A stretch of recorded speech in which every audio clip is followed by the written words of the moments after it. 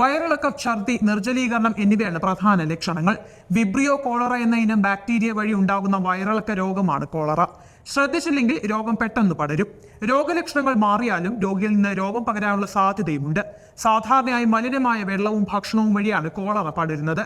രോഗാണുക്കൾ ശരീരത്തിലെത്തി ഏതാനും മണിക്കൂറുകൾ മുതൽ 5 ദിവസത്തിനുള്ളിൽ രോഗം സ്ഥിരീകരിക്കും. പെട്ടെന്നുള്ള കഠിനമായതും വയറുവേദന ഇല്ലാത്തതുമായ വയറിളക്കമാണ് കോളറയുടെ ലക്ഷണങ്ങൾ.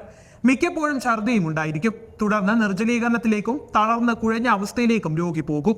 ശരിയായ ചികിത്സ ലഭിച്ചില്ലെങ്കിൽ രോഗം ഗുരുതരമാകും. നിർജ്ജലീകരണം കൊണ്ടാണ് രോഗം ഗുരുതരമാവുന്നതും മരണത്തിലേക്ക് എത്തുന്നതും. ആരംഭം മുതൽ ORS ലായനി ഉപയോഗിച്ചുള്ള പാനീയ ചികിത്സയിലൂടെ ഗുരുതരാവസ്ഥ കുറയ്ക്കാൻ സാധിക്കും. തിളപ്പിച്ചാറിയ വെള്ളം മാത്രം കുടിക്കുക. പഴകിയ ഭക്ഷണം ഒഴിവാക്കുക. പഴങ്ങളും പച്ചക്കറികളും നന്നായി കഴുകി ഉപയോഗിക്കുക. വ്യക്തി ശുചിത്വം പാലിക്കുക എന്നിവയിലൂടെ രോഗം പകരാതെ സൂക്ഷിക്കാം. പരിസരം ശുചിയായി സൂക്ഷിക്കുകയും വയറിളക്കമോ ഛർദിയോ ഉണ്ടായാൽ ധാരാളം പാനീയം കുടിക്കുകയും ചെയ്യണം.